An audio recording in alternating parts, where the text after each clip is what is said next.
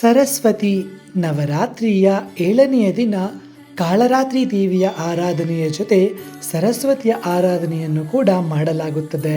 ಸರಸ್ವತೆ ನಮಸ್ತುಭ್ಯಂ ವರದೇಂ ಕಾಮರೂಪಿಣಿ ವಿದ್ಯಾರಂಭಂ ಕರಿಷ್ಯಾಮಿ ಸಿದ್ಧಿರ್ಭವತು ಮೇ ಸದಾ. ಈ ದಿನದಂದು ಮಹಾಸರಸ್ವತಿಯ ಉಪಾಸನೆ ಮಾಡುವುದರಿಂದ ಮನೆಯಲ್ಲಿ ಕಲಾ ಸರಸ್ವತಿ ಜಾಗೃತಗೊಳ್ಳುತ್ತಾಳೆ.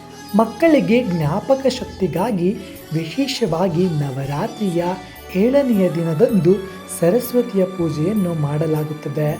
ಇದು ಕಾಳಿ ಮಾತೆಯ ಜೊತೆ ಶಾರದೆಯನ್ನು ನೆನೆಯುವ ವಿಶೇಷ ಸಂದರ್ಭವಾಗಿದೆ. ಈ ದಿನ ಮನುಷ್ಯನಲ್ಲಿ ನಕಾರಾತ್ಮಕತೆ ನಾಶವಾಗಿ ಜ್ಞಾನ ಮತ್ತು ಸಾಧನೆಯ ಬೆಳಕು ಪ್ರಾರಂಭವಾಗುತ್ತದೆ.